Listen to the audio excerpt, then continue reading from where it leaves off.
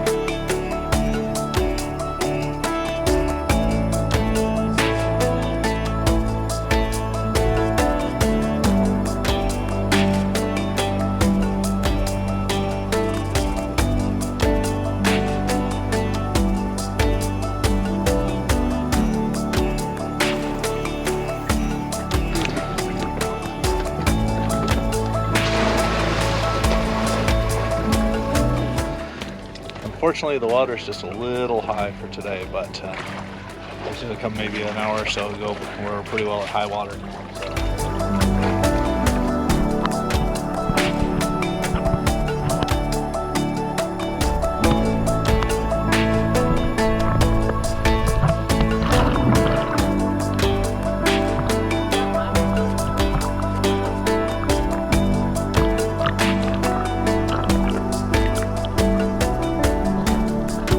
One of the really interesting things about Pendrell Sound is the water. The upper layers of the water has a really high amount of fresh water in it and very low salt. The salt doesn't really start till about 4 or 5 feet down, or sometimes if there's a large runoff here even further. It's also what makes the water the warmest in the Desolation Sound area.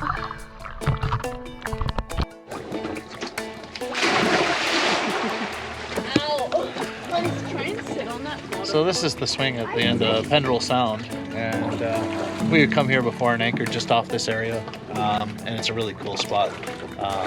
It's a really nice swing, especially at sort of the upper half of a tide. It's a really good swing in that it's one of the safer ones around. Some of these swings are a little bit sketchy, so you know, this one's a really good one. We had almost thought that this swing would be gone a few years ago. If you sort of look back over here and right in behind us here, and all down this shoreline, actually, most of the way down to the big mountain down there, there was a forest fire. Somebody carelessly had a beach fire down by this little peninsula down here and just fried all of this forest up here behind us. Funny enough, and it's not as evident now, but this used to be thick foliage all over. This used to be thick foliage all the way down to this tree. When the fire came here, it burned right up to this point, and this tree actually is still surviving. So it's that, and it growing straight out of the rock is fairly incredible. But yeah, so this tree was preserved for you know, for a little while longer, and hopefully there won't be any more fires here anytime soon. But it's a tricky spot to anchor in, but it's a really neat spot. Kids love the swing. Like I said, it's fairly safe, and it's a good one to for them to go on.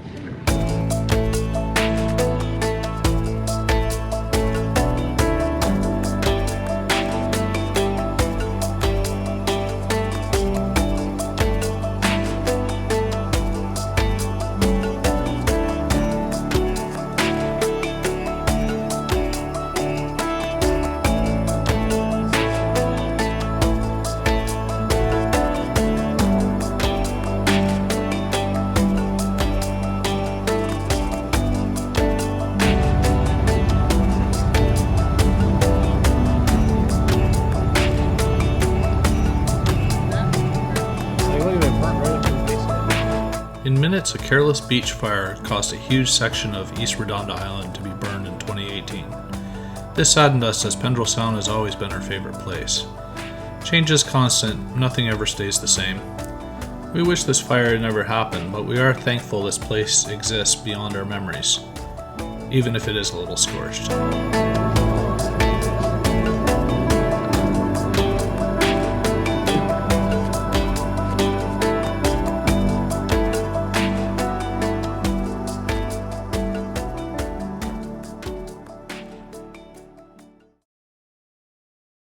So I'd just like to talk about what I use for diving underneath the boat here.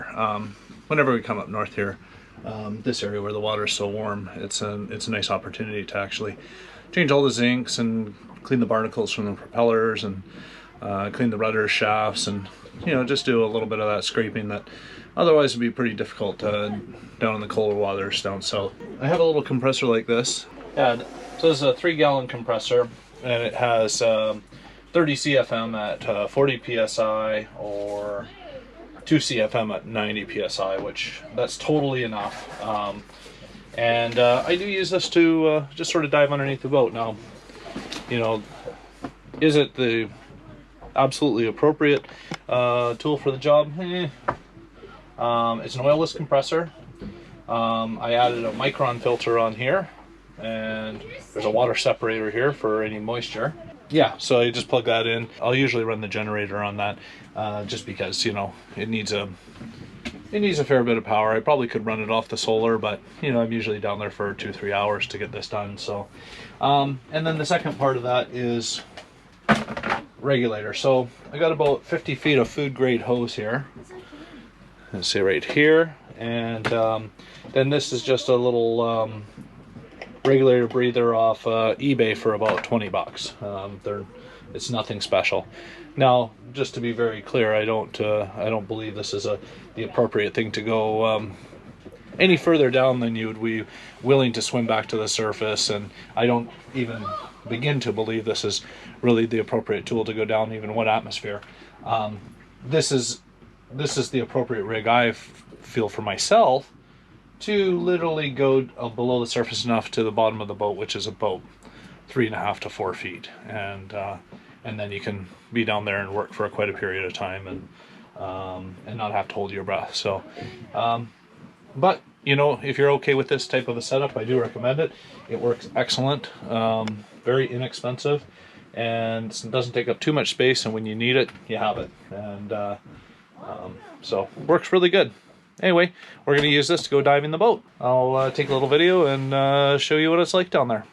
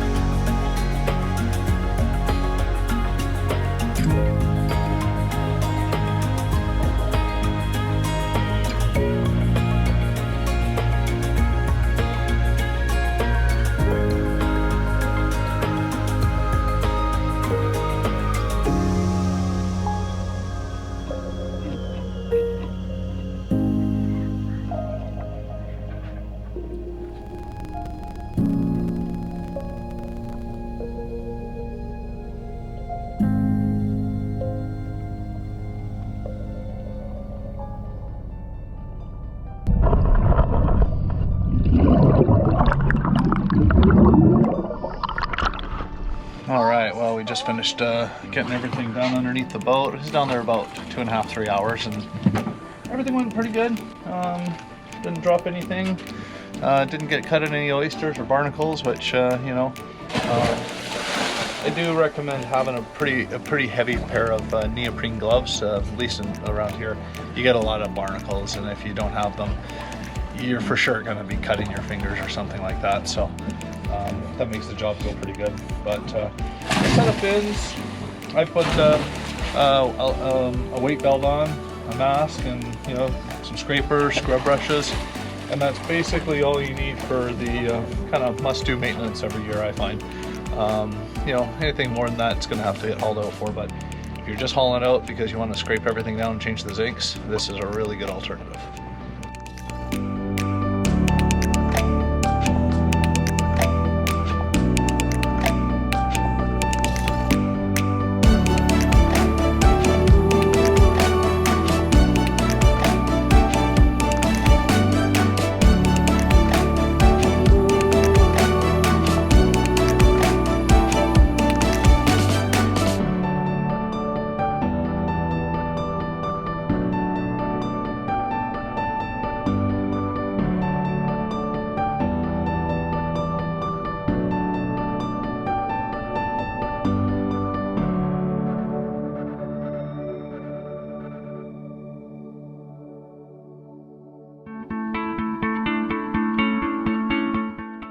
Next time on MV Makena Kai, we take a break from our desolation trip to do a cabin by cabin tour of the boat. Thank you for watching.